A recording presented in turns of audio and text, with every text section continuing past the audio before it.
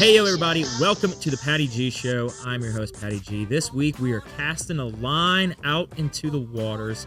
That's right. We have Richard Fischer in here talking about the Louisiana Charter Boat Association and all things charter boat fishing here in the Gulf South, how you can get involved, how you can go experience it. More importantly, you can eat some fresh seafood at your favorite local restaurant if they participate in one of the really cool programs we have here. All of that's coming this episode, which is brought to you by Lakeman's Health Center, PB&J Productions. Hope you enjoy. So I have a pretty extensive radio background, actually. Oh, perfect. And one thing that I realized, which is crazy, and it's this mental thing, if you're doing it live, smooth, fine, no problem, you're not in your own head. If you know in the back of your own head that if you mess up, you can start over. I'm going to mess up and then mess up again and then mess up again, and now we're doing take 10. Oh, yeah. But if I know we've got one shot at it, I'm good. I'm not saying I'm great, but I'm better. It's true, because you don't think you're exactly right. You don't think about it. You're just going on and on. And also in radio, it is really live. Right. Yeah. So like you don't have that time to sit back and say, okay, let me listen, like play back one more time. Yeah. You know, like you're not recording an ad or a commercial where you can listen to it on and on and on. And you fine tune it so much. And you've got entrepreneurs who do the same thing with their businesses where they're like, well, the product needs like a little bit more altering before we get it to market. And it's like, no, like let's just get it out there and we'll figure it out along the way. Yeah. And not worry about doing take 100. You know, we adopt Dave Portnoy's model of one bite, everybody knows the rules. We're like one take, everyone knows the rules. Like that's it. There's no retaking anything. We just roll with it. Yeah, like we're famous actors or something. Just one time only. That's right. You know, like we got our makeup artist in the corner over there, off camera, right. Nobody can see. You know, doing us up a little bit. Like you know, it's like it's legitimate. You know, no one has to see the behind the camera. so we started already. Absolutely. And this is just us getting it going. Yeah. This is just it. Yeah. Man. So you didn't tell me we hit go. So you've just got me going already. Yeah, that's the whole point, right? Yeah. How about it? It's the one take, man. Yeah. I love it. You know. So tell us who you are and what you do. So I am Richard Fischer. I'm the CEO of the Louisiana Charter Boat Association. That is the nonprofit trade association that represents the best interests of Louisiana charter fishing captains. So we've got two main wings to our organization. One is the political side, where we stay on top of the rules, regulations that are affecting the Louisiana Charter for Hire industry. We try to fight for the best rules and regulations. We try to fight against the worst rules and regulations. We try to, this is not always easy. We try to build a consensus of Louisiana charter captains on various issues. And I don't know if you know much about charter captains or if your listeners know much about charter captains. The term that gets thrown around is it's like herding cats. And that is very appropriate because they are a bunch of pirates. And like, that's why you become a charter captain. Right. So that because you don't play nice in the sandbox with others. Well, I'm the guy trying to get them to. So not always the easiest thing in the world, but we try to build that consensus and then go to various government agencies and fight for that or fight against that, depending on what that might be. So that could be at the state level, whether it's the state legislature or our state wildlife and fisheries commission. It could be at the federal level, whether that's the Gulf Council and NOAA Fisheries, or even going to Washington, D.C. from time to time, talking to our federal delegation. So and that's the political side of it. And fortunately for me, we've got a political consultant, AKA lobbyist, that kind of handles a lot of that state political work, which frees me up to really focus from a political standpoint on a lot of the federal work, while also, of course, managing all of it.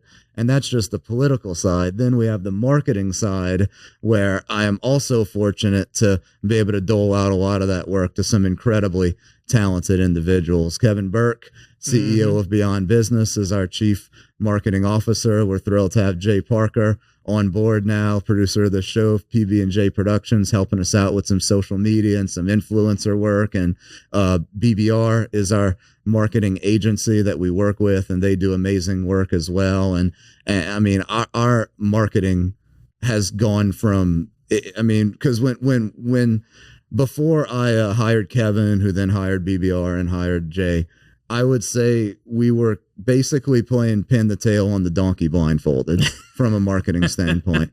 And and look, I'm not a marketing guy.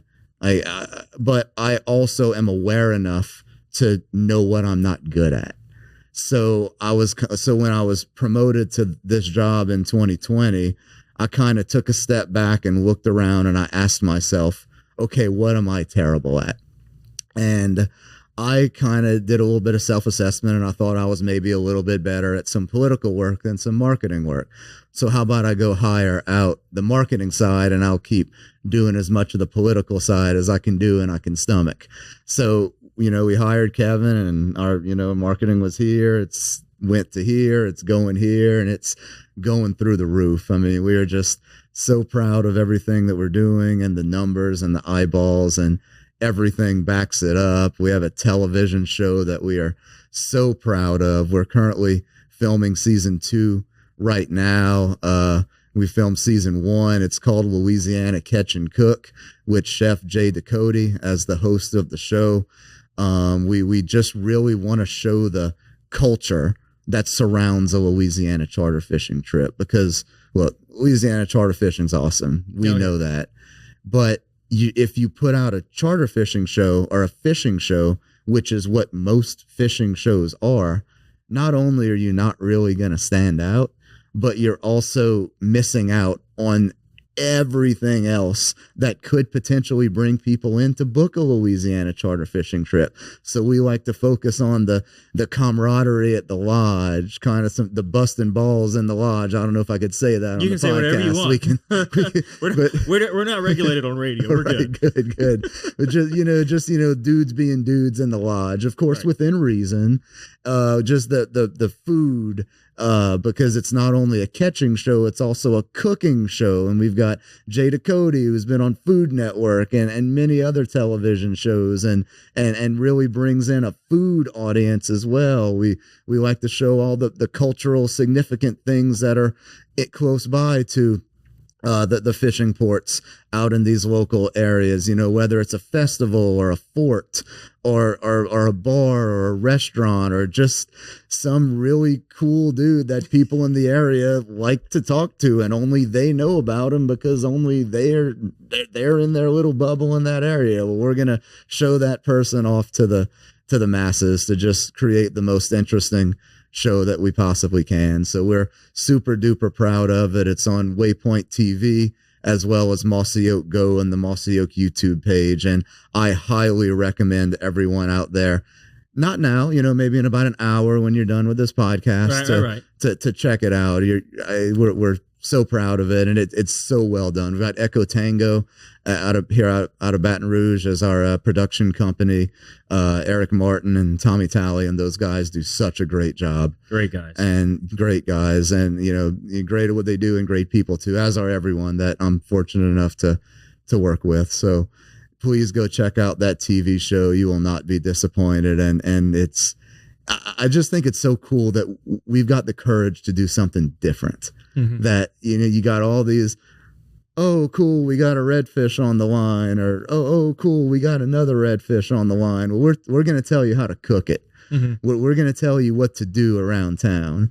We're going to tell you, like, who's cool to go talk to and hang out with and just really immerse you in these local fishing communities for 30 minutes. So go check it out. Oh, yeah. If you just scroll down just a little bit, it'll be right there in the show notes. You click on it, it'll bring you right to it. Jay Parker will work that. Absolutely. I know he can. I've seen what he can do. But no, you're right. So growing up in South Louisiana, it was like Saturday mornings. We would get up early. My dad would be watching the Fishing Channel. Mm-hmm. That's what he was that was on TV. That's what he was watching. And it's very true. You would just sit there and they would just catch fish after fish after fish after fish, which was cool because they would talk about it a little bit, talk about the species a little bit, where they are. And I really think my dad was trying to figure out exactly where they were so he could then go in his boat and fish and catch what they were catching. Right. But having that element of here's what this charter captain provides. Here is the lodging that they're able to accommodate you with. And then more importantly, here's what you can do with the fish after you catch it. Because like what they ended up doing way back in the day was they would have the Fishing Channel do the fishing shows. Then it would be followed by Chef John Folse occasionally, where he'd be preparing some type of seafood dish, but they were not associated. The programming masters were just like, hey, let's get fishing guys and let's get John to cook some fish. Like, that's just how it worked out. It was never this all-in-one 30-minute segment that y'all are doing, which is really changing the way that we're viewing the Louisiana landscape from the audience's perspective. Right. And for our perspective, for who we're trying to market to. So, and this is in contrast to what a lot of our board members think our priority should be, but I think we've got a good argument for why we're picking this route. So we are actually going after the novice fisherman, the maybe fisherman, the think about I might want to try fishing. We're not going after the hardcore fisherman, because the hardcore fisherman probably already either has a captain that they routinely go fishing with, or they have a friend or their own boat that they go out and go in. So no reason to target those people because they're already in the funnel. We want to go after the new people. And that's why our show isn't geared toward the hardcore, telling you about and we have a little bit of this on the show, of course, but telling you about what baits to use, what rods to use, which fit. Oh, the wind's blowing this way. The clouds are moving this way. So the tide's doing this. So we're going to go fish here. We do have some of that in the show, but we kind of steer clear from that a little bit because we're going after a completely different demographic that we feel that fishing shows to this point have pretty much ignored. But to the first point that you made about Saturday morning thinking about going fishing and charter and all that sort of thing. So, and I've heard Kevin say this before, is that, so Kevin grew up being an avid fisherman. Right. But once he kind of started working for us, he realized, I like fishing, but I'm really a fan of charter fishing. Oh, 100%. Because when you go fishing on your boat or a friend's boat, well, you got to bring everything. The captain's not providing everything. Right. You've got to operate the boat. You've got to know where to fish. And even if you've watched those Saturday morning shows, and even if you can figure out exactly where that captain was, well, that's on the day where the wind's blowing this way and the tide's doing this. It's the exact opposite setup of what they had. It could be completely different just a few hours later. Yeah. So geography means something in some areas, especially when there are reefs and structure down in the water, but not all the time. So the charter captain knows where to put you on the fish. They're paid to know how. They're out there 200 plus days a year. And then when you get back to the dock, not only do they clean the fish, so you don't have to do that, but they're going to clean the boat as well, so you don't have to do that either. Right. So it's kind of like a full service situation. So, definitely partial, of course, but charter fishing's the way to go. Unless if you're going to go fishing more than twice a year. I'm sorry, if you're going to go fishing more than twice a year, you know what? Try it on your own. Do the best that you can, but if you're thinking maybe once or twice a year, just hop on a charter boat. So many people have boats just collecting dust in their driveway. I mean, I see it in my neighborhood, and when you get one, it becomes so much upkeep. So leave that to the charter guide. Go to LouisianaCharterFishing.com. Yeah. Find the right guide. Yeah. Oh yeah. Well, and it's very true in the fact that the boat and the maintenance and getting everything exactly perfect and dialed in. And more importantly, if you're going to go and buy your boat, then you have to have the funness that is landing the boat, putting it in the water. Right. Like there are whole YouTube pages solely dedicated to filming these boat launches. I've seen them. And watching people launch a boat and just the hysteria that comes with it, because half these people don't know what in the heck they're doing.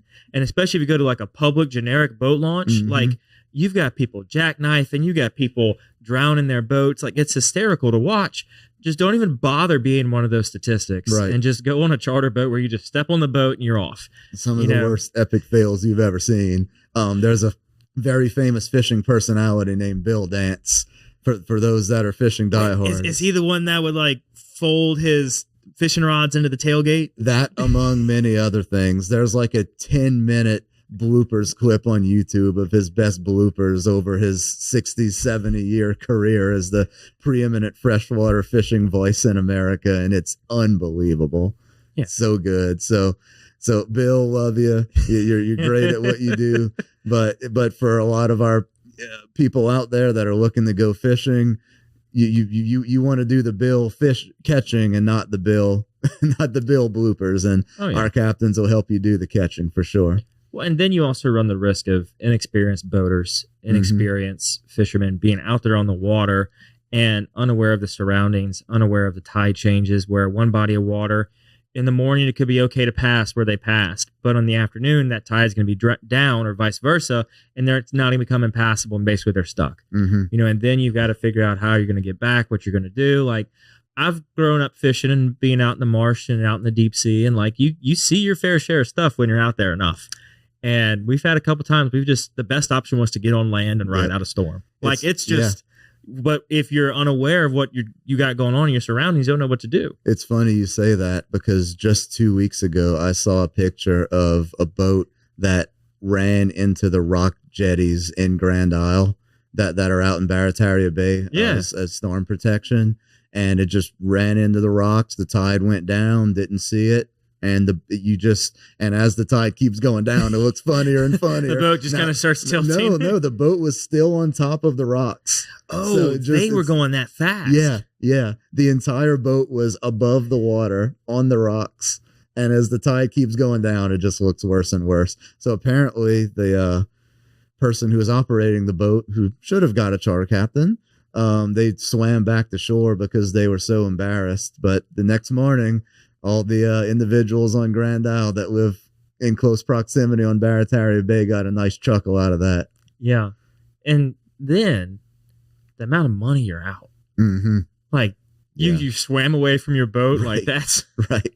What do you do for a living? Right. You just swim away from your boat and say, don't worry about it, you know?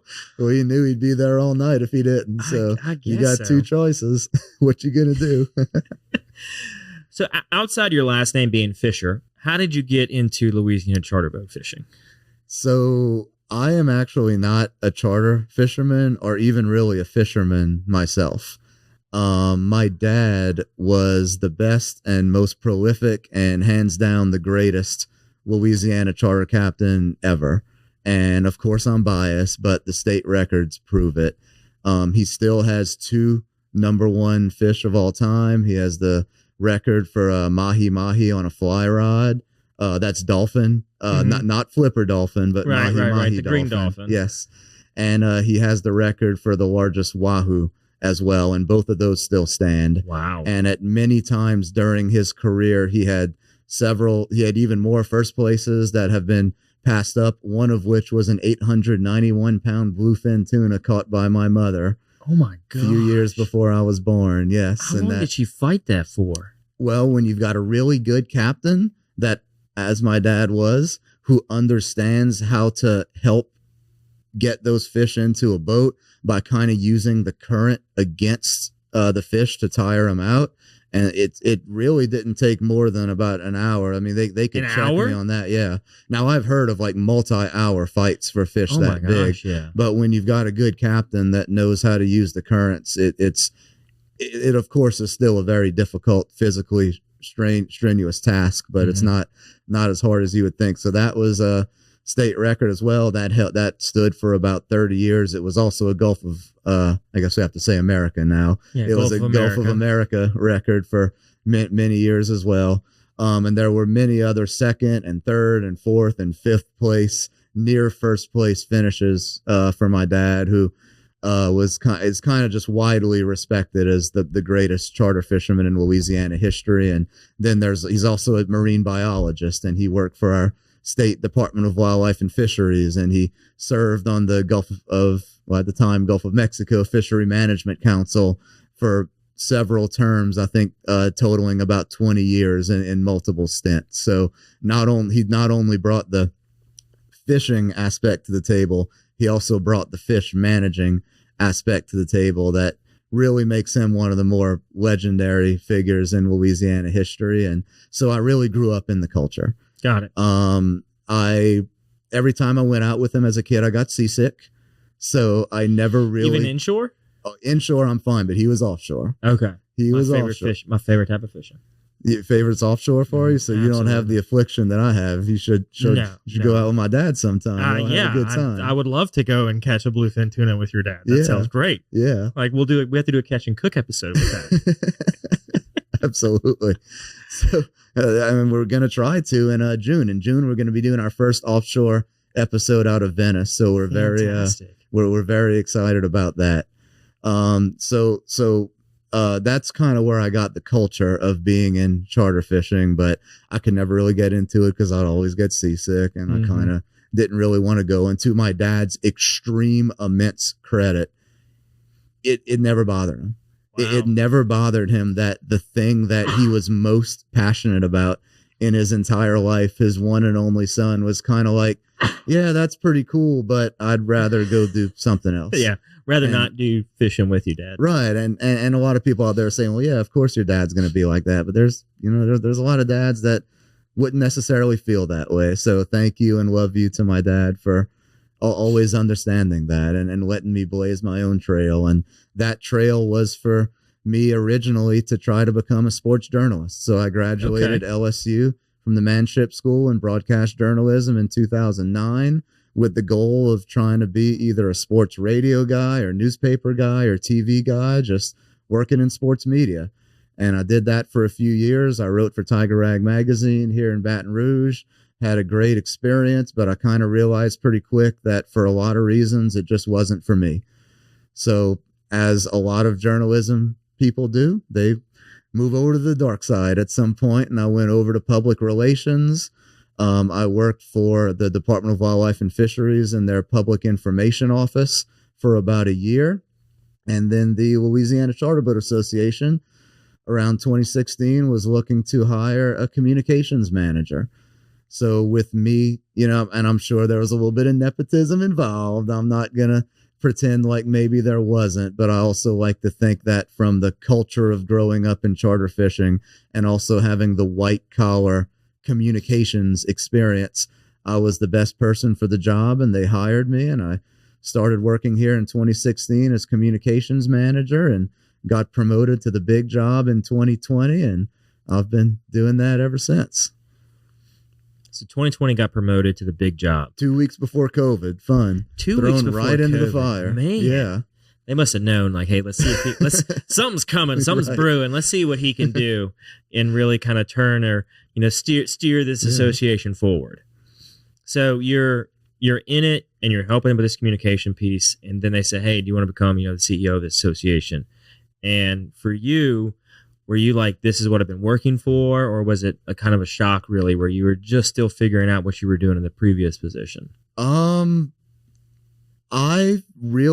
I'm probably one of the few people that got promoted. It was executive director at the time. I've since been given the title CEO. I'm probably one of the few people that's been promoted to executive director / CEO, and my job actually got easier. Really? Because I was doing a lot of basically running the entire operations before, and now being put in the big role, there was kind of like one fewer buffer between like me and the work getting done. Got it. So I kind of didn't have to, hey, should I be doing this? Or, hey, am I on the right track? Now I just did it. Mm-hmm. And so like losing that buffer was actually a very positive thing, I think, not only for myself, but also for the organization. So that there was a learning curve. I've made some mistakes. I mean, and I think anyone that's running operations or really works in any capacity like that can say, like, you're gonna make mistakes. There's no way around that.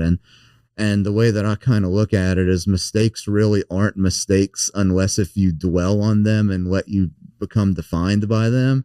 Because when you make mistakes, it's like, okay, good. Now I know what not to do faster.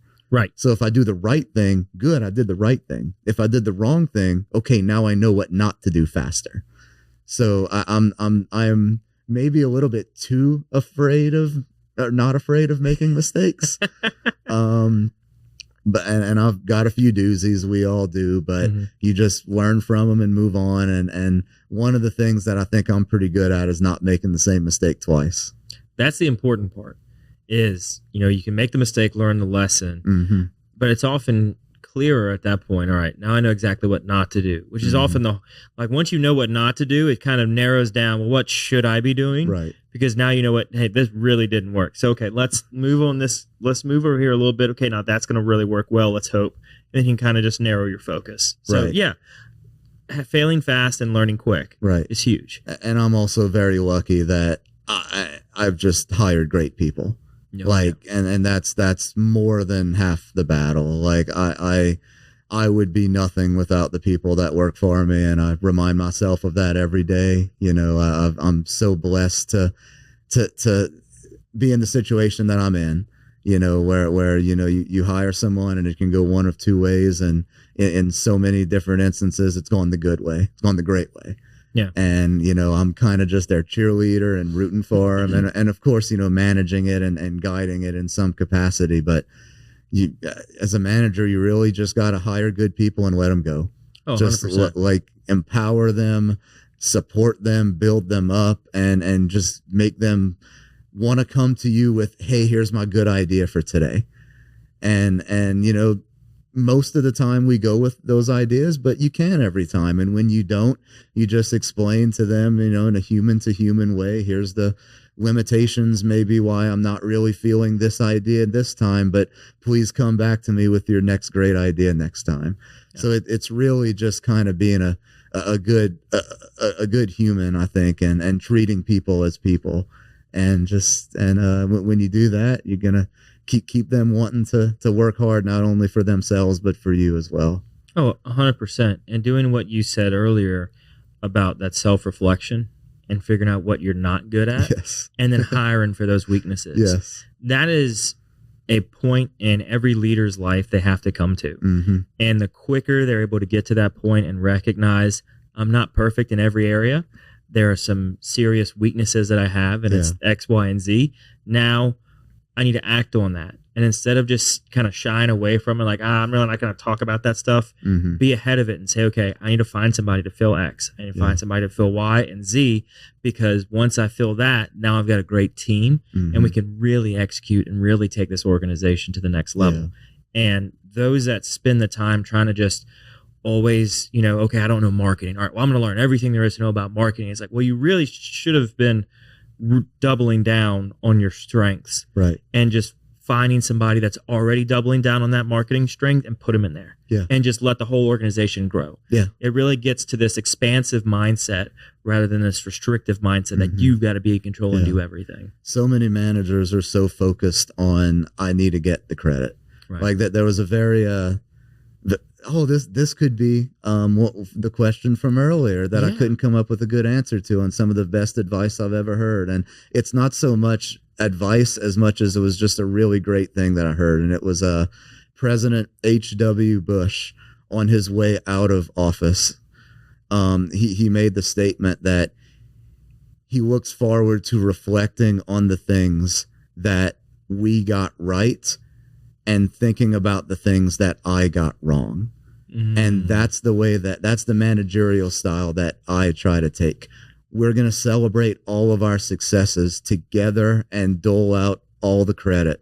But when something doesn't necessarily go according to plan, I'm the person who said we would go this way. It's my fault. Yeah. And so many managers just, they I don't know if they get caught in their ego or they're worried about their position or what it is, but it's flipped. And I've worked for bosses where that's been flipped, and it hasn't been a great experience. I've worked for a lot of great bosses too that I've learned from, and just being able to say, I don't know, I don't have all the answers is such a powerful thing. And it's so great to be able to be able to see the work that gets created from having the right mindset, because mindset's so important just in life in general. And I can speak to that in some of the life experiences that I've had where, you can look like the same person on the outside and you could be doing the same things, but if you don't have the right mindset, you're not going to see the same results. So just building that culture and mindset is is so very important. Yeah. And being willing to learn and change the mindset to get to that point is huge too. Because you're right, I don't know what it is exactly, but there are some people that will say, oh, well, no, that was so-and-so's task. They got it wrong. So, that wasn't on me. But like when you get to that position where you're either running an organization or you're just running a small group of people, when you're the person that they're reporting to, it all really is on you, because it's your responsibility. If this person fell short, well, you didn't take the necessary time to train them, regardless of what the reasonings were, where they didn't ask, they didn't know. Like, it's just, you've got to take that pulse control every now and again and say, hey, how is everybody doing? Are we doing all right? Yeah. Okay, you're falling short. Why is that? What can I do to help you get better and get over whatever this is? And if you don't have that mentality, you're just not going to have a great, well-oiled team. Yeah. And you're probably not going to have a lot of people that want to work for you. Right. No, that's even worse. Absolutely correct. You just reminded me of one of my first experiences from the professional world. So back before I realized we were recording a few minutes ago, and I mentioned my extensive radio experience. So I did a little bit of a radio at KLRZ and KLEB in high school in LaRose. Then when I got to college in LSU, I applied for an internship. And this is going to date me a little bit. Okay. This is how long ago this was. This is before Guarantee had ESPN radio in Baton Rouge. This is when it was at WIBR, which the studio is probably about a half mile from where we're at right now. Okay. Where that was 20 years ago, or 18 years ago, back when I was doing that internship. And the station director there, and I'm forgetting his name because it's been so long ago, but I was producing some shows and I made a small mistake on one of the shows, and his response to me in a completely genuine way was, it's not your fault that you made that mistake. It's my fault as your manager that I didn't train you to be ready for that situation. And I just was like, that's amazing. Like, even if he's just telling me that to make me feel better, that's amazing. Yeah. So stuff like that just sticks with me. Yeah, and that person's going to grow as a manager because they're going to know, all right, I need to make sure that all my people are trained on that situation. And they do what they can to prevent it from happening in the future. And for new time managers that are just starting out, where they get that promotion, they're like, finally I'm a manager. Like, this is what I've been working for. Then they just sit back and be like, well, wait a minute. Now everything's on me, like more so than me actually doing the work. Now I've got to make sure what's being done is right. Like across the board. I can't just focus on my work back when we were, gunning it out with the person sitting next to me. Now it's I'm now responsible for that person's output, good, bad, or ugly. Like, it's on me. Yeah. And I think, and that's a big point about what's on me. And I didn't expect that when I took over, because I did mention that I felt that my job got easier, and in aggregate, I felt that it did. But the one piece that I kind of wasn't ready for, that I minimized going in, was when someone else is above you, giving you directives and orders and telling you what to do, you're just going to go ahead and do it to the best of your ability, even if maybe sometimes it's not the right thing to do. But whether it's the right thing to do or not, if it doesn't work out, that's on them. Yeah, you're like, oh well. Yeah. So what I wasn't expecting was, oh wait, now that's on me. So you have to not only are you doing the work in a lot of cases until you've hired people to dole that out, but you're also the person in charge of making sure that you're doing the work right, that it's the right work, it's the right thing to do, that you're taking steps forward and not taking steps backward, and that was a bit of an adjustment for me as well, because it's like, yeah, this is, taking a lot of mental thought. This is very taxing to just kind of make sure that you're always doing the right thing, and turning that brain off is hard. That is one of the things that I've struggled with in this role, and really even before, because I always had the affliction of taking on more than I needed to or was asked to. But just to be able to give yourself a break and turn that brain off for a few hours, for an evening or for a weekend, it's just something that's very hard for me, and I'm still working at it. Oh yeah, it's tough. And then I'm sure when you got to that position, you were like, in meetings, and before you could, someone asked a question, you kind of just turn and you just look to, the person whose actual call or responsibility was to answer it. Mm-hmm. And then you get the position and you turn and it's just an empty chair and you're like, oh, wait. Hang on 1 second. That's me. Yeah. I've got this. I got to answer this one. Okay. It's like, well, what, I'm sure that the first go round, it was a little shaky when you get in that position, when it's no longer you're looking to the person next to you like, okay, go ahead, jump in on, get in on this answer. Yeah. You're like, oh, no. People are looking at me saying, no, Richard, like, you go ahead, jump in. Like, this is your time to answer. Right. What do you want us to do? And you're like, well, okay. Right. Yeah. And I've kind of noticed how people have treated me differently than they did maybe 10 years ago. And it's a very peculiar thing when someone that was kind of one of your work people that you looked up to, mm-hmm. and now they're like a colleague almost on your level now. And not that I'm saying that, but they're now treating me that way. And it's like, wow, that's pretty cool. It's cool, but it's also like nerve-wracking. Yes. Because you've seen them for so long. They've been holding that, top line position, and like you get up next to them and you're like, wait a minute. I was always looking at you like for all the answers, but now we're going to be having like actual conversations where we could our input now both really weighs. And we have to come to a decision together. Mm-hmm. Beforehand, I would say, here's the problem. And you'd say, great, here's how you're going to solve it. But now I'm saying, here's the problem. And you're saying, great, how are we going to solve it? Right. What are we going to do about this? Yes. Yeah. And it becomes this more collaborative front. Mm-hmm. And what gets even harder is when you get to that position and you've got people that are 10, 20 years older than you mm-hmm. or more experienced than you. Mm-hmm. And you're now the one that's having to tell them, well, we're actually not going to do that the way you want to do it. And like, then you get this ageist like issue where you're trying to battle that too. Yeah. Especially in your industry where like most of your charter captains are not 38. Right. Right. Yeah. They're a little bit older, and they're probably that many years worth of experience. Right. And I'm sure you've been hit with, well, listen here, son. Yeah. I mean, I think our board's been very respectful, and charter captains have been very good about kind of understanding different perspectives. What I've found from charter captains is that if you don't back down, they respect it. That's good. So you can disagree respectfully, but if you can tell them, hey, here are the reasons why, from my perspective, I feel we should do it that way, they'll respect that more than if you just went along with whatever they said just because they said so. And I feel very fortunate and blessed to work for the board that I do, because I have heard horror stories from people that have worked for boards. And that's not to say that there haven't been some hardships and some headaches. There certainly have been, and I know I've been far from perfect for them as well.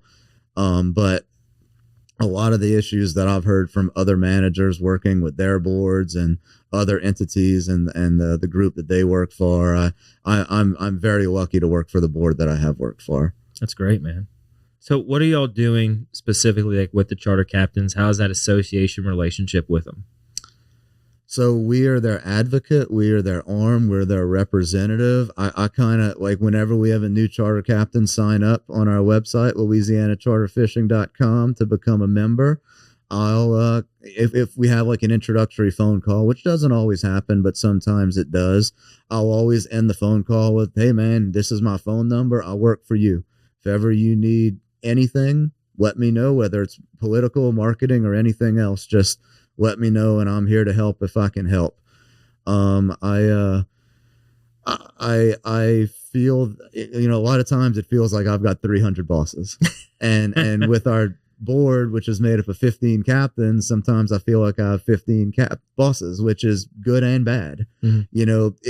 It can be challenging sometimes, in that each board member has their own pet project that they'd like for you to push, and sometimes it's in the best interest of the organization to push it, but that's not all the time. And you kind of have to manage up a little bit and explain to them, hey, I know you're passionate about this, but from a holistic perspective of the entire fleet, maybe this isn't something that we should pursue at this time. And sometimes that's awkward, and sometimes that isn't, so it's difficult to navigate that. But again, that just gets back to having a real conversation as a real person in a respectful way. And if you can always keep things respectful, it's usually gonna work out for you. But yeah, having, and it's also kind of good to have that many different bosses, if you look at it that way, because they're not all going to be mad at you all at one time, because they're all passionate about different things. So if there's 2 of them that wish you were doing something different and 13 of them that are okay with you,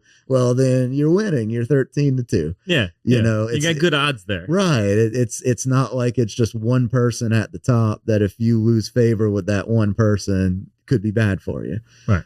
So, you know, it's got its pluses and minuses, but I think it's got a lot more pluses than minuses. And, you know, we do have charter captains that are still in the 20th century, you know, for a lot of reasons, you know, like you know, and like we talked about earlier, that's why you become a charter captain, so that no one can tell you need to live your life differently in any kind of way.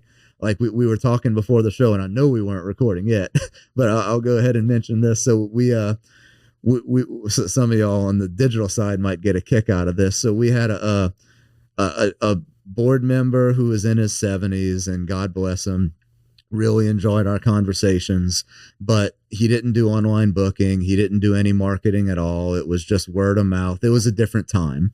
Right. You know, back when he was really in his prime in the 80s, 90s, and 2000s. Yeah, you know, people would send him a page. Right. He would get the charter booking by page. Right. Yeah. So or pigeon carrier, you know. Right. Exactly. Yeah, just smoke signals. Yeah, the smoke signals. Yeah. Yeah, exactly. So we were doing some digital marketing, and he called me up one day. He lives in the Terrebonne area, and he was getting an ad from charter fishing that we were putting out there from St. Tammany, because the St. Tammany CVB was paying for us to do it. And by the way, the Terrebonne CVB was also paying for us to do the same thing. But from a digital marketing perspective, you want to market to people outside of your region, because when they come in, they're going to spend more money than someone who's going to drive to the fishing dock at 6 a.m. and then drive home. You're not spending the night. You're not going to restaurants. You're not going to bars. You're not going to the supermarket. So from an economic impact, it's not the same. So we're not targeting those people. So this captain was saying, why am I getting this St. Tammany ad? Like, I want to be seeing a Terrebonne ad. I'm in Terrebonne. And I'm like, well, the people in St. Tammany are seeing the Terrebonne ad, and people in other areas are seeing different ads. And it was like a 15-minute conversation, and I could not get him to understand that every person on Facebook has a unique Facebook experience based off of their click histories and where they're located, and a host of all other factors as well. Right. Now, we reached a point where he's like, okay, I guess I believe you, but that kind of goes to show what we're working with a lot of charter captains. But to their immense credit, they trust me and they believe in me, and that's worth its weight in gold. And I'm so appreciative to them for that. Well, and they've kind of built a business where print and physical mailers or physical advertising, word of mouth, you mentioned, like that was so prevalent in their building of their business, where it was just everything they did. So if they looked at the newspaper, the morning paper, everyone around them had the exact same morning paper. Right. So when you grow up with one way of thinking and realizing, okay, this is how information is delivered and this is how information is consumed. It's the same across the board. If I'm looking at this classifieds wanted ad, everyone's seeing the same classifieds wanted ad as well. But when you bring in the element of digitization of the message and delivery across multiple different platforms, where like, don't even get him started on like Instagram or TikTok or X or any of that stuff, like, or that everyone's Google searching is all different. Like when you get to the point where the message is now digitized and consumed in a 1-to-1 ratio, where every single person has a totally different experience, it can often like just blow someone's mind that that's even capable. Now you've got people listening to this who are like, born 2 decades ago, we're like, oh my gosh, like this is not how the way everything's always been. It's like, no, people built their businesses on print, and when you had a print ad, you could have 1,000 people touch that ad and everyone's going to see the exact same ad. Where in Facebook, you could have somebody like on the different side of this tech park get a different ad than me. And it's like, it's that personalized and that micro where you can make those decisions, and as an advertiser, you love that because you can advertise in Terrebonne and St. Tammany, and it's all going to be different ads and going to get your message out there to the right people. But for the person who placed the ads or who's thinking they're placing the ads, you often want to see what's out there. Like, you want to, like, I want to see, like, what are we advertising? What are we doing? And it's like, well, I'm not seeing that. Right. You get a little frustrated. So I can understand where they're coming from, but also, like, let's take some time, back up, let's educate. Okay, here's, the internet. Yeah. Yeah. The way that I've explained it to them is digital marketing is like you've got an ad on a billboard on the interstate, except you're only paying for the people that you have targeted to be most likely to want to see that ad, to see it. So instead of everybody driving on I-10 seeing that ad and you're paying for everybody to see it, you're only targeting the people that are likely to book a Louisiana charter fishing trip to see that ad. But another example in that parish, yes. And another example of that is 6-7 years ago, we had another board member who from that, I told you we were playing pin the table on the donkey blindfolded, right? Right. He's like, oh, just go to an LSU football game and put brochures and flyers on all the cars. Just leave it on their windshield, just out in the hayfield parking lot. So might have been effective. A little guerrilla marketing there, yeah. Really just dumping it all in one spot. Yeah.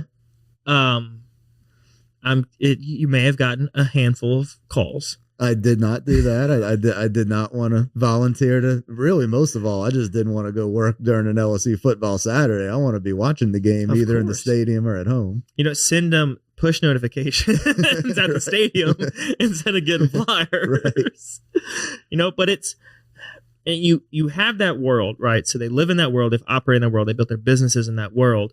But now you have a new age of consumers who don't necessarily live in that world, or who are 1, 2, 3, 4 connections away from someone who knows someone that's a charter fishing captain.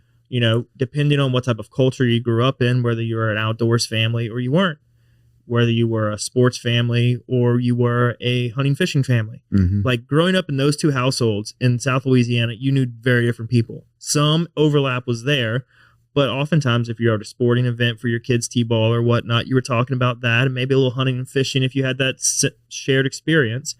But for those that have now been a couple generations removed from being all about hunting and fishing, you don't even know where to begin. Right. You have no idea where to search, what to do, but you have the technology and the know-how to work that, where you as the association have to do what you can to say, let's figure out how to talk to those people, get in front of them, because they're not flipping through yellow pages trying to look up, charter captains. Right.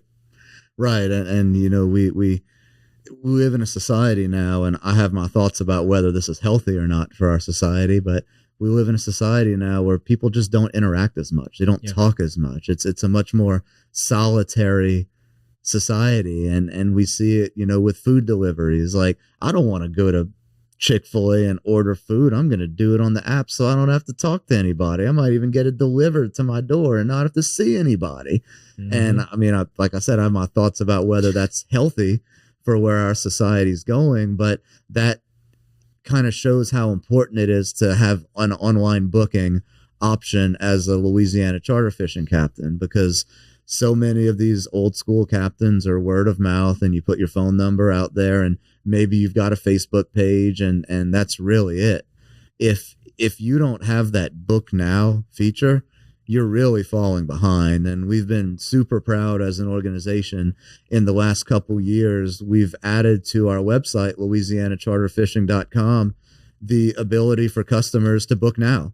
We've done that in conjunction with our partners with Mallard Bay, who have a great folks, and they've got great technology. That they really are on the cutting edge. From now, I don't know this, but I've had enough people independently tell me this that I you hear it from enough people that's like, oh, they must be on to something. Right. I'm not a technology guy. See, you got to know what you don't know, but they've got cutting edge technology. Their software is unbelievable, and we're very proud to integrate that into our website, which is free for captains. There is a booking fee that gets passed on to customers, but it's free for our captains to participate in it at the base level, and we encourage all of them to do so. And you don't have to go through Mallard Bay. They've got competitors too, and you could also insert a widget into your personal charter fishing website to do a book now. There's multiple ways to work it, but you're going to be paying for those ways. You're not paying for this. Yeah. And then getting them also off of pen and paper for their booking, I'm sure is also an extremely difficult challenge. Yes. Where you've got these captains who just have like these log books and they're logging, okay, I've got, Mr. Smith coming this day, Mr. So-and-so this day. And then you say, great, we're going to digitize all that. And like, well, wait a minute. No. He already called on Saturday. He's got a morning charter. I can't go and do that morning charter. So from my understanding, though, as a captain, you've got the opportunity to accept or decline each trip. Correct. So even if you are keeping dual books, where you've got a paper physical layout, but then you're also getting these emails or however it's communicated to them that they've got a request, they can compare both ledgers and say, okay, I'm free on the paper, I'm free digitally, great, let's go ahead and move forward with it. Or nope, paper's not full, paper's full, so I got to reject it. If that's the case, are y'all helping them kind of manage the digital side, saying, look, if you've got a trip that's on paper, just send it to us and we'll book it? Or are you doing nothing? How does that end work? So the way that it works is whenever the customer clicks book now, it's just like an Airbnb. You're booking it, but it's not booked until the host accepts the booking. Okay. So while your calendar has been turned over to the software and it says that you're open on that day, even if you are, or even if you're not, as the captain, you still have the right to refuse that trip on that day. So you can still do your paper book as well. But until you accept it on the software, that trip is not official. And the customers go in knowing that as well. That's good. At least they go in kind of knowing what to expect, so to speak. Thank you to our wonderful sponsor, Lake Men's Health Center with Our Lady of the Lake Physicians Group. Guys, I know it's tough to get out and go to the doctor. I know it's challenging to find time in our busy days, but I promise you, signing up to be a part of this group with Dr. Curtis Chastain and Dr. Tyler Boudreau, you won't regret it for several reasons, but most of those being the fact of the time it saves, where you're able to get in on the same day, get that appointment done, and spend that time you need to talk with them about what your health goals and concerns are, as well as ensuring that the financial investments you have, you will be able to live out and see those come to fruition. So if you're an investing guy, you know all about and planning for the future and investing in the future. There's no other more important thing to invest in than your health. Make sure you go check them out, Our Lady of the Lake Physicians Group Men's Health Center, and tell them Patty G sent you. So what are y'all doing? Kind of what's the forward outlook for the association for the charters? Wow. So, part of my job is also kind of being a big picture guy as well. And we are fortunate in that we are going to be essentially receiving double funding in the calendar year of 2025. Right. And the reason why that is expected to happen is because the way that we're getting paid changed in last year's legislative session, whereas previously the state would essentially hold on to, we mostly get funded by license sales, 3-day charter passes that are purchased by customers of charter captains, mostly from out of state. And we do get a little bit of funding from out of state charter captains as well, and the licenses that they purchase.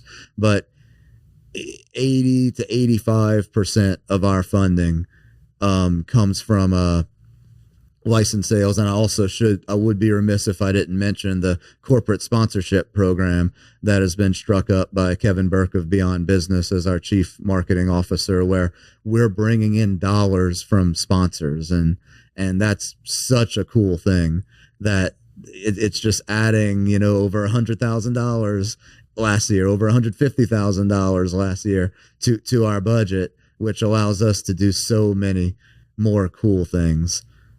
So because of there used to be a year lag time in the license payments that we got from the state of Louisiana. Well, that is about to be changed to where there's only going to be a 3-month lag time. Okay. So that means that for about 9 months, you'll have a catch up. There's a catch up. Love it. So what are we going to do with that money? Well, we've had some conversations with our board, and I've got some ideas. I'd really like for us to get into the artificial reef game, where, we're putting some reefs out there. We're also going to potentially work in our corporate sponsorship program and maybe share some of the naming rights depending on how many dollars we can get from those sponsors on those reefs. And that's going to do awesome for our street cred so that we can have our name out there and our logo out there saying, hey, you're catching fish here because of us. Yeah. So that's going to be really great. Because one thing that's actually been surprising to me is that a lot of charter captains actually don't know that we exist because they're not on the internet that much. They're not really talking about their business that much to other charter captains. So just educating captains that we exist has been a bit of a challenge that we're still overcoming to this day. Captain outreach is a big thing that I'd like to do a little bit more as well. We've been doing regional captains meetings to try to help with that. But when you announce a regional captains meeting, you're only announcing it to the email addresses and the phone numbers that you have. Yeah. So, and you've got to hope and beg and plead that they actually will go and tell other captains. Right. Of what's happening. Right. So artificial reefs are something that I'd like for us to do. We're getting involved in redfish restocking efforts. We're working with RFRI on the first ever redfish enhancement program in Louisiana that's currently ongoing. So we're proud to be involved in that. We're going to be looking to get some legislation passed in this year's session. One big thing that would be for our captains is we're trying to get them the same tax breaks that commercial fishermen get in Louisiana, state tax breaks. Okay. Because we're making the argument that our charter captains, from a business running perspective, are every bit the same commercial fishermen as those commonly known as commercial fishermen. They are prosecuting a recreational fishery on behalf of their customers, but they're still running a business. They're not doing it out of the goodness of their heart. They're running a business. They're trying to make money just like commercial fishermen. So why shouldn't their business expenses to make money running a business be every bit as tax exempt as commercial fishermen? So we're working that in this year's session. And if we can get that, that would be so big for our organization that we can go to charter captains and say, like, because, you hear from a lot of charter captains that maybe aren't super informed on not only whether we exist, but also what we do. Hey, what have y'all done for us? We've done this for you. We've saved you X number of $1,000s on that boat that you bought last year. Mm-hmm. So that would be huge for us if we're able to get that passed.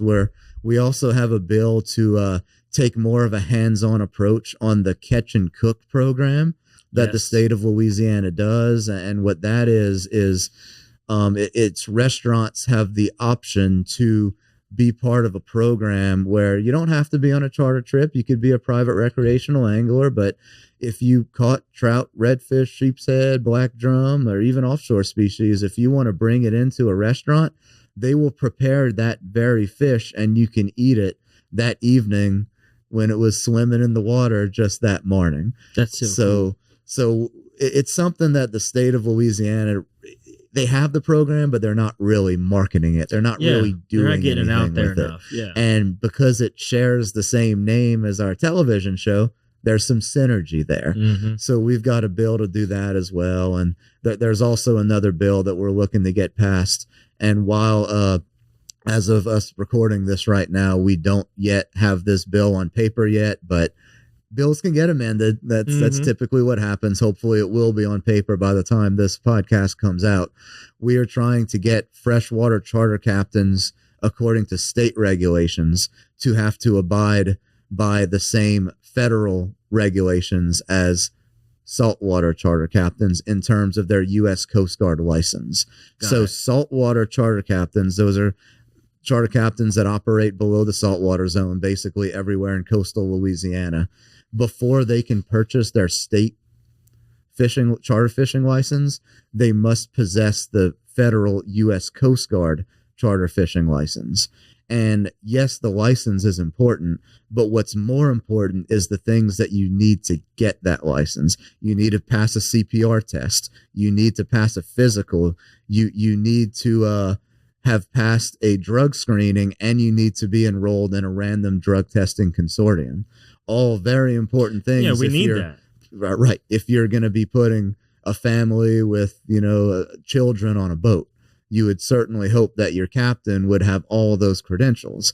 100%. Well, unfortunately, in the freshwater portion of the state, you do not need to have that U.S. Coast Guard. And this is all deeply political. Yeah. But that's how things happen in Louisiana. You do not have to have that U.S. Coast Guard license to purchase a state freshwater charter fishing license. Therefore, unless if the freshwater charter captain that you are booking with is honest and tells you that they have a U.S. Coast Guard license, you don't know. You don't know if they've passed a physical. You don't know if they know CPR, and you don't know if they're on drugs. Not saying they are, but you don't know if they aren't. Mm-hmm. So we are trying to make it a state law to require that. Now, it is a federal requirement that these freshwater charter captains have that license, but up until a few months ago, there has been zero federal U.S. Coast Guard presence in the freshwater part of the state. So if you know you can get away with the law, maybe you're not going to follow that law. So we are trying everything we can, because that's a safety issue. Oh, 100% and safety is in our bylaws, in our articles of incorporation, in the first paragraph of both, as being one of the missions of our organization, as it should be. Absolutely. So we have a moral obligation to be fighting for that, in my opinion. No doubt. Well, especially because they're taking families, they're taking little ones. Like you're out in the water with wildlife. We're in Louisiana. There's alligators. There's alligator gar. There's certain species out there that could target some humans. Right. And we want to make sure that at least they're aware and they have that proper safety training. To your point, they're well within their cognizant abilities to operate the vessel. Mm-hmm. But this is all super exciting. I'm super excited to see where the show is going to go, where the whole association is going to go. I think y'all are doing wonders for Louisiana. The Catch and Cook program is huge, and I can't wait to see it get bigger and people start using it more and more, because now it makes a full, complete circle. You go fishing the morning with a charter captain, you may not even know how to prepare the fish, and you can bring it to a local restaurant that partakes in the program, and they prepare it for you, and you can eat it right alongside your friends. So no reason to not get on a boat with a charter captain and go fishing and then go enjoy the catch. But before we get you out of here, we do have a set list of questions we ask every guest on the show. Let's go. The first one is, what is something you did as a kid you wish you could still do today? Oh, my goodness. Something I did as a kid that I wish I could still do today. Be in a mental mindset where I am not constantly worried about what could go wrong. Like we talked about being unable to turn the brain off in my position. So one little joke that I like to tell myself, which is really only funny to me, is that every day 10,000 things can go wrong. Oh, wow. And if on any given day 9,999 things go right, you're going to have a bad day. So just that constant stress of every day, and just going back to having a free and open mind and not worried about the what if in life. That would mentally be my answer. One thing I wish I could do, honestly, is from a personal standpoint, maybe play hockey again.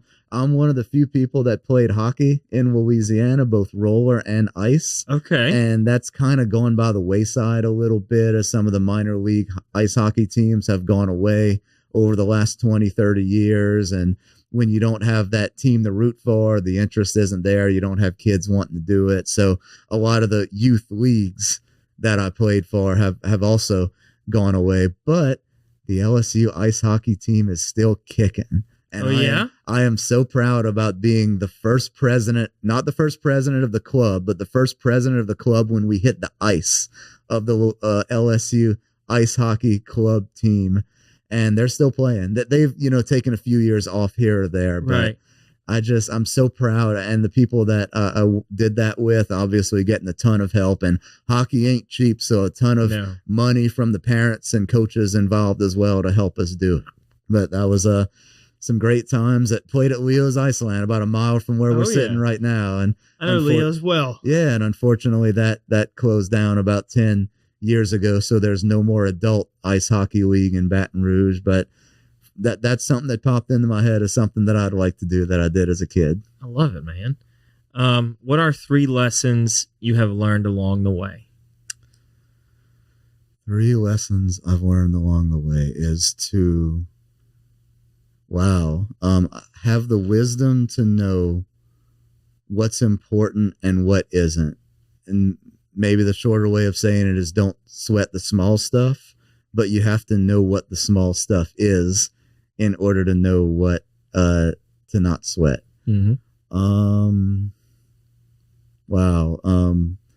One piece of wisdom that I think I've heard that I think a lot about is whenever you think about making changes in your life, just remember that you yourself aren't changing.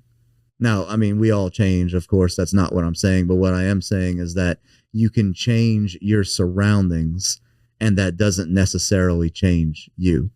So keep that in mind whenever you're thinking about making big changes in your life, that, maybe some of the things that you're running away from aren't the things that are around you. It's you. Yeah. So that would be another thing that I think was stuck with me. I got 2 for you. Yeah. I got to come up with a 3rd. That's hard. You're just asking for 1 earlier. we stretch out a little bit in the show. We compound on one another and we get 3 out of you. Yeah. Oh man, I might need a second to come up with a 3rd one there. I'm just going to come up with something generic, and maybe it's something that I'm thinking of right now. And we've touched on this many times so far, is to always treat people the way that you'd want to be treated, and never react with anger or with any negative feelings. And if you feel that you might, in fact, I just thought of one, take a second and do about it. So I've worked for a boss before that I felt he moved at a snail's pace. Like incredibly slow. It took weeks to do things that could have taken days or even hours. And while he milked that to an extremely unhealthy degree for the organization, what it taught me was the power of doing nothing. And I think that's very important for managers as well. We don't have to react to everything right away. Let's take a second. Let's take a breath. Let's take it in, and let's think about the right way forward and not the first way forward. I've talked about many mistakes that I've made. Many of the mistakes that I've made is I've just reacted too quickly. And coming from a journalism background where you have no choice but to react quickly to everything because it's such a fast-paced world, move on to the next and the next and the next.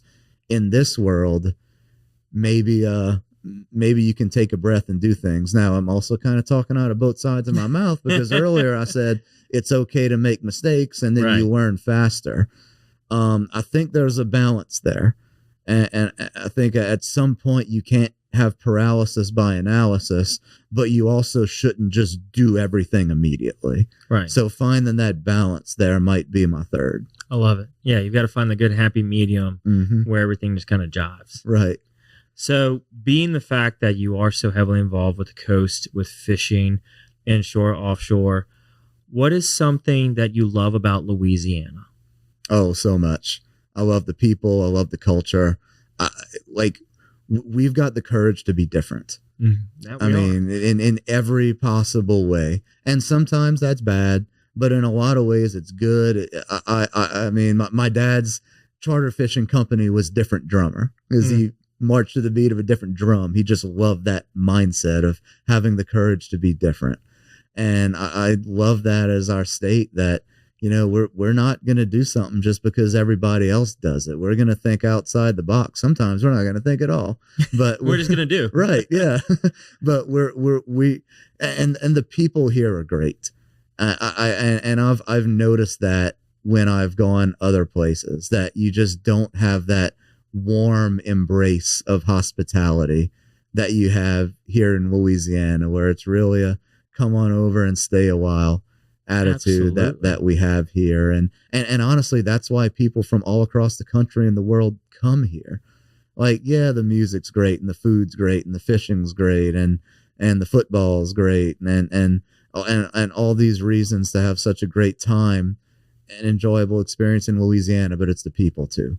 Mm-hmm. And I just love what we've done with the place. Yeah, we've gotten it to be a place to call home. Yes. You know, we can go and visit wherever we want to go in the world, but we call it all home right here. Yeah, and I have a theory that I think that the reason that we are the way that we are is why we have so much corruption in our politics in Louisiana. Because, of course, you know, Louisiana is known for its corruption. New Orleans is known for its corruption, and that's certainly earned. I think it's because we enjoy life so much here that we're not going to bother ourselves with getting caught up in the minutia and the muck of politics. And when you're looking this way, having a great time, they're out here doing whatever they want to be doing. So I don't know. That's maybe a working theory that I have. I don't. So someone listening can check me on that, maybe. Yeah. So you know, there's good and bad, of course, in our culture and the way that we enjoy life. Joie de vivre is what we call it down the bayou with some of our Cajun French influence. But it's definitely a wonderful place to live if you can bear with the heat, which is already kicking our butts here in April. Yep, we're there already. So it's definitely warm, and it's like, okay, now we got to start getting all the summer preps. I feel like our bodies have to readjust to the heat, and then the 100 degrees is it's bearable at that point, right? Oh, of course, yeah. But to close this out, what is something I can do to help you?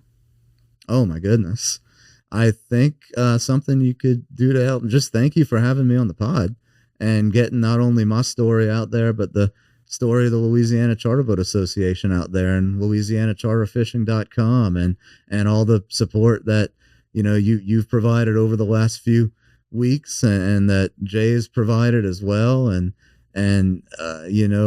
think kind of just putting our story out there is really all we can ask for. And if ever there's an opportunity when you're rubbing shoulders at one of these events here in town, and something organically comes up that would make sense, to just mention my name and mention the LCBA and the LouisianaCharterFishing.com and just let people know that we're out there and we're doing good work and that we're truly trying to help not only our charter captains, but by association, the state of Louisiana and the tourism industry that we have here. And we are trying to hold on to what makes Louisiana special. Right. And in today's modern society where we're all distracted by so many things, and I grew up down the bayou, Galliano, south of Fouche, on the way to Grand Isle. My grandparents fluent in French. My parents, maybe a little bit of French. Me, no French. So it's like a handful of phrases, and that's it. So many of us have lost our cultures and our identities. And I feel like us as an organization, we're trying to hold on to that. And we're trying to fight for that and put that out there and telling the rest of the country and the world, come experience our culture and our identity. So just helping to get the word out on that is so invaluable. And that's the way that you can and are helping. And I appreciate you for it. Absolutely, man. Well, I appreciate you coming on and sharing your story, and we'll do what we can to get y'all's message out there and really start bringing a lot more people here and showing them just how easily accessible it is to get on the water, go fish, and then enjoy what you catch. Absolutely. You said it as well as I could. Thank you so much. I love it, man. Thanks for coming on, and thank you everybody else for tuning in and watching us. If you're thinking about going fishing and you don't know where to start, be sure to click on the website in the show descriptions and go check it out. Book your trip with Louisiana Charter Boat Association and get out there on the water and get catching, y'all. And then don't forget to cook it. Enjoy it and eat it. We'll see y'all here next week on another episode of The Patty G Show.